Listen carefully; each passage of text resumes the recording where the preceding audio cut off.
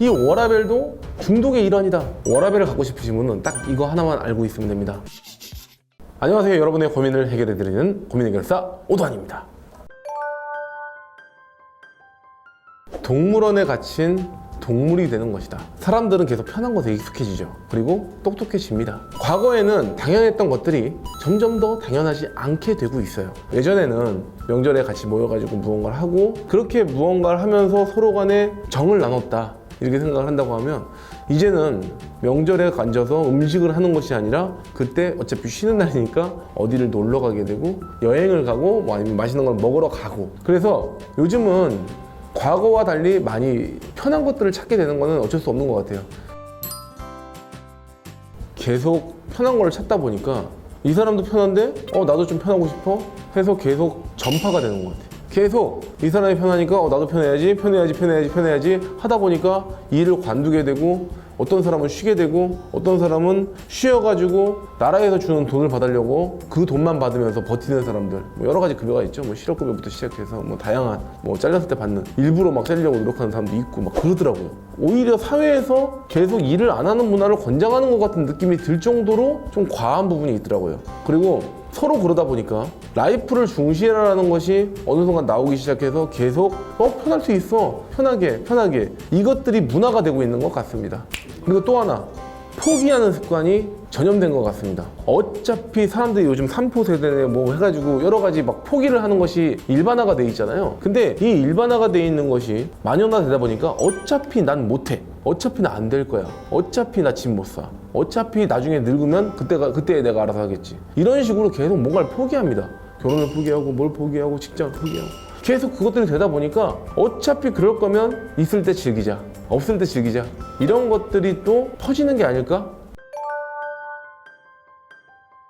편함을 추구하고, 편함은 곧 쾌락과 연결이 되기 때문인데, 편한 거를 찾고 있는 것들, 쾌락을 찾는 것도 다 중독입니다. 그냥 간단하게 이 워라벨도 중독의 일환이다. 이 편함도 편한 걸 찾다 보니까 계속 더 게을러지는 거죠. 워크와 라이프의 밸런스를 정말 딱 유지하고 50대 50 막 이렇게 하면 되게 좋겠는데, 보통은 그렇지 않고 편한 걸 찾다 보니까 점점 더 나는 워라벨을 챙겨야 되니까 나 오늘 쉴 거야, 나 오늘 안 할 거야. 이것들이 한 번, 두 번이면 모르겠는데 마약도 똑같아요. 처음에 누가 마약에 중독되려고 하는 사람 없거든요. 이 조그만한 거를 마셨을 때 나도 모르게 계속 그걸 찾게 되는 거고, 찾다 보니까 더 그걸 끌려가지고 더 땡겨지는 거예요. 그거랑 마찬가지로 이 편한 것도 워라벨도 마찬가지로 처음에 한 번 맛을 들었는데 괜찮네? 신이가 좋네? 괜찮은데? 그러면서 계속 더 편한 거 이러다 보면은 밸런스가 유지가 되지 않고 오히려 깨집니다. 이런 게 있어요. 저도 워라벨 좋아했어요. 그리고 드라마나 영화, 게임 이런 거 다 좋아했습니다. 실제로 지금도 하라 그러면 밤샘 해서 할 자신도 있어요. 근데 이게 제가 왜 무섭다고 얘기를 하냐면, 워라벨을 챙기기 위해서 보통 라이프라는 이야기를 붙여서 무언가를 하냐면 취미 활동들을 하게 되죠. 그리고 그 취미 활동은 생각보다 나를 많이 갉아먹고 워크에 오히려 지장을 주게 되는 걸 제가 많이 경험했습니다. 드라마를 보다가 밤을 새는 경우도 있었고요, 게임을 하다가 마찬가지로 밤을 새는 경우도 있죠. 그리고 영화 마찬가지입니다. 계속 무언가에 빠지게 되면, 그 쾌락을 추구하게 되면 계속 거기에 그런 그 습성들이 나를 계속 잡아먹고 있더라고요. 그래서 이 중독 같은 거를 한 번에 끊어내야 된다, 이렇게 생각을 합니다. 그리고 적어도 우리가 살고 있는 인생이라는 게임은요, 편한 사람에게 더 많은 것을 주어지지 않게 만들어 놨어요. 조금 더 편하지 않은 삶을 사는 사람들을 위한 그런 요소들이 굉장히 곳곳에 많이 존재하고 있습니다. 사회 시스템상으로 그래요. 그러니까 이거를 내가 지금 중독되고 있는지, 워라벨에 중독된 건 아닐지 한 번쯤은 의심해 봐야 된다는 생각이 좀 듭니다. 일단 이 두 가지를 동시에 얻을 수 있는 방법 있습니다. 명확하게 있고, 그리고 이 방법은요, 무언가가 선행돼야 돼요. 그러니까 닭이 먼저냐 달걀이 먼저냐 이런 이야기인데, 저는 이렇게 생각합니다. 경제적 자유가 선행이 돼야 그 뒤로 워라벨은 따라온다. 경제적 자유가 없는 상태에서 워라벨은, 그거는 워라벨이 아니라 그거는 인생을 포기한 겁니다. 정말 포기하고 나면요, 나중에 내 미래의 재산을 계속 갉아먹게 돼요. 워라벨이라는 이름 하에 계속 미래의 자산을 갉아먹으면서 내가 지금 더 편하게 놀기 위해서, 왜냐면 워라밸이라고 하는 것의 대부분은요 라이프인데, 이 라이프를 생각하다 보면은 무조건 비용은 발생하게 돼 있어요. 보통 어떤 사람은 여행을 가기도 하고 취미 활동을 하게 되고 미술관을 가고 무언가를 사고 계속 그렇게 라이프를 찾아가거든요, 쇼핑을 하거나. 근데 그렇지 않은 사람들도 한 10명 중에서 한두 명은 있을 거라고 생각합니다. 집에서 조용히 나는 드라마만 보는데, 영화만 보는데, 게임만 하는데, 이런 사람도 있을 수 있어요. 근데 그 사람 역시 마찬가지입니다. 그 시간에 워크가 아닌 다른 라이프에 기반되는 것들을 하고 있기 때문에 결국 내가 미래에서 내가 얻을 수 있는 자원을 땡겨 쓰는 겁니다. 시간은 돈이에요. 근데 그 시간을 내가 미래에 쓸 수 있는 시간을 가지고 땡겨 쓴 거기 때문에 결국 나중에 뒤를 돌아봤을 때는 내가 앞으로의 미래를 일부 포기한 게 된다는 거죠. 가정과 일의 비율은 5대5인 건데 실제로 내 마음은 가정의 8 그리고 일의 2 이렇게 잡아주고 있고, 그리고 실제로 행동은 가족의 2, 일의 8 이렇게 지금 세팅이 되어 있는 것 같다, 이렇게 얘기할 수 있습니다.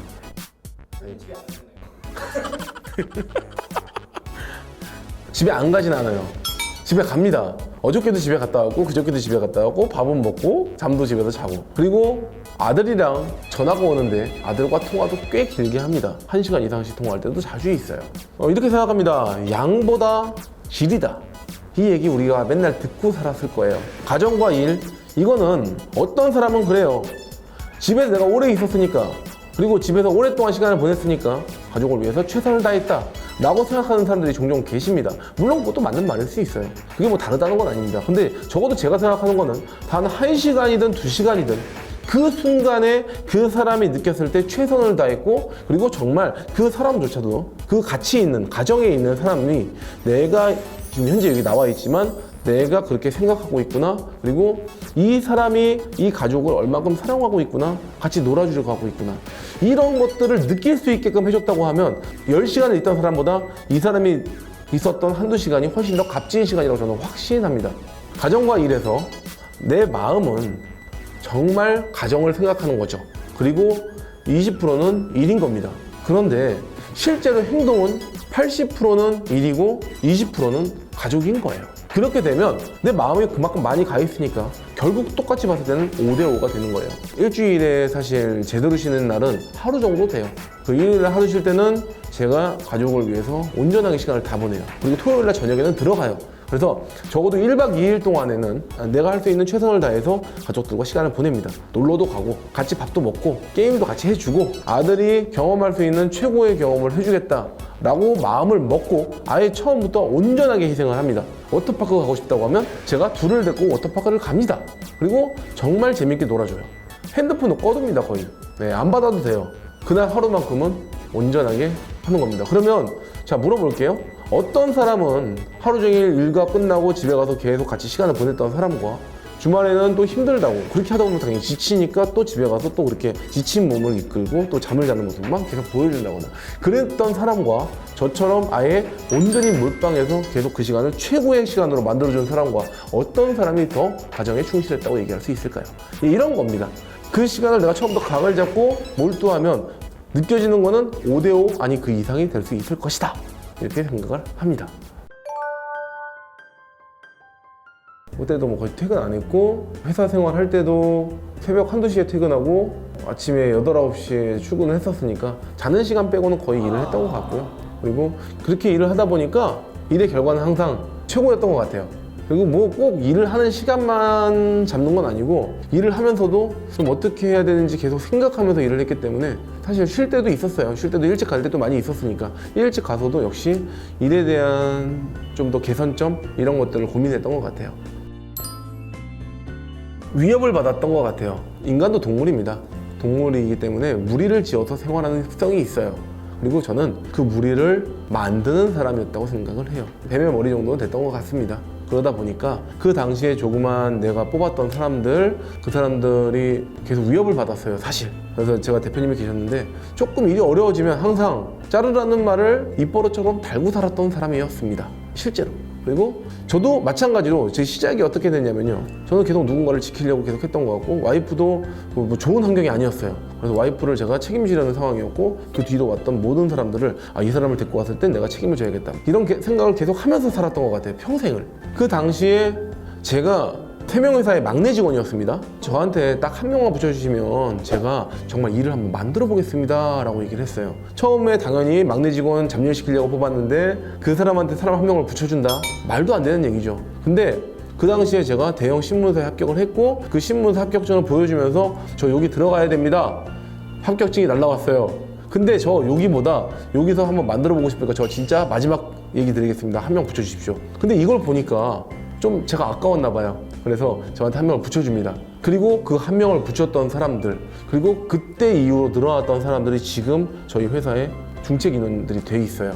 제가 했던 전략은 광고 거래처를 4명을 따오면 4명에서 1명의 직원이 붙는 구조였어요. 그래서 거래처 4명이 1명의 직원을 뽑을 수 있는 그런 상황이었기 때문에, 그래서 제가 사람을 더 뽑기 위해서는 거래처를 늘려야 되고 더 땡겨와야 됩니다. 그래서 계속 거래처를 가져온 거예요. 거래처를 늘리다 보니까 사람이 늘어나고 이런 개념이 됐던 것 같고요. 또 이거를 하다 보니까 한계에 부딪혔고, 한계에 부딪힌 거를 조금 더 수익을 개선하기 위해서 이 비용을 좀 더 뭔가를 더 해줬어야 됐고 가치를 더 전달해 줬어야만 됐어요. 결국 저는 거래처를 더 늘려야 됐고 기술력을 더 업그레이드 해야만 하는 그런 상황이었던 거죠. 그러다 보니까 책임감은 저절로 생겼던 것 같아요. 그래서 뒤를 돌아보면 그때의 상황이 나빴느냐라고 봤을 때 그렇지 않았던 것 같아요. 마지막에 회사에 잘릴 때도 역시 마찬가지인 게 이 친구들한테 제가 나가라는 얘기를 차마 못했던 것 같습니다. 그래서 더 저 자신을 좀 더 몰아붙였던 것 같아요. 물론 지금도 그러고 있고 앞으로도 더 그럴 계획입니다. 와, 이렇게 일을 했을 때 과연 일이 돌아갈까? 이런 생각들을 해요. 국방에다 한번 대입을 해볼까요? 징병제입니다, 우리나라는. 그리고 사람들을 계속 적게 모집하기 시작하죠. 그리고 사람들이 적게 일하기 시작하죠. 그리고 비용을 많이 주게 됩니다. 물론 좋은 걸 수 있어요. 그런데 이런 것들이 계속 지속이 되다 보면 불안한 거는 사실 어쩔 수 없는 현실인 것 같아요. 주 4일 근무제도 마찬가지입니다. 돈을 많이 주게 되고 또 점점 더 편해집니다. 마찬가지입니다. 그런 것들이 계속 됐을 때 나중에 실제로 진짜 위급한 상황이 터졌을 때 과연 그걸 극복할 수 있을 것이냐고 물어봤을 때 아닐걸요. 그렇게 따지면 군대는 왜 6개월로 해버리고 계급사회 없애버리죠. 그러면 되는 거예요. 간단한 얘기입니다. 근데 과연 그랬을 때 그 폭풍은 온전히 그 사회 구성원들이 책임을 져야 할 겁니다. 마찬가지로 주 4일제도 역시 똑같을 것 같습니다. 회사가 그걸 감당할 수 있을 정도의 수준의 기술력과 자금력과 그런 복지 시스템을 다 갖추고 있다고 하면 회사는 무너지지 않을 테니까 해줄 수도 있겠죠. 근데 만약에 그 정도의 기술력과 그런 것들이 없는 일반적인 중소기업이 그런 걸 따라하고 주 4일이 아니라 주 1일제도 할 수 있겠죠. 그런 걸 했을 때 회사는 곧 없어지게 될 거예요.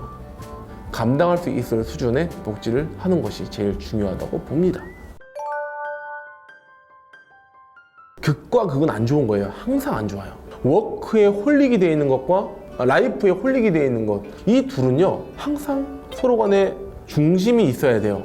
근데 과거에 우리 대한민국 사회는요 워크홀릭 사회였어요. 그래서 새마을운동부터 시작해서 정말 미친 듯이 일을 해야만 하는, 그리고 강제로 노동을 해야 하는 그런 상황들이 많이 연출이 됐었습니다. 일단 집에 못 갔죠. 퇴근을 못 했고 주말에는 등산을 가야 했고요. 계속 무언가 워크에 완벽하게 매몰돼 버리는 그런 상황들이 많이 연출됐었습니다, 실제로. 근데 그 당시에 워라밸을 이야기하는 거는 당연한 이야기예요. 왜냐면 적어도 일요일 하루는 쉬어야 된다고 생각하는 거예요. 그리고 그 일요일이 아니라 토요일도 좀 쉬었으면 좋겠다라고 생각이 된 거예요. 그런데 이렇게 되다 보니까 하루씩 늘어나게 되죠. 그렇게 되다 보면 나중에는 주 2일 근무제, 주 3일 근무제 충분히 가능한 얘기예요. 결국 그거는요 사회 구조를 망가뜨리는 행위가 될 수 있겠죠. 그래서 적당히가 중요하다고 생각합니다. 라이프는 워크를 위해서 존재한다. 저는 이렇게 생각해요.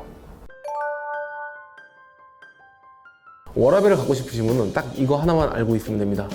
나를 성장시키면 된다. 나를 성장시키고 내가 속한 그룹을 성장시키고 내가 속해 있는 사람들, 그 사람들을 성장시키면 됩니다.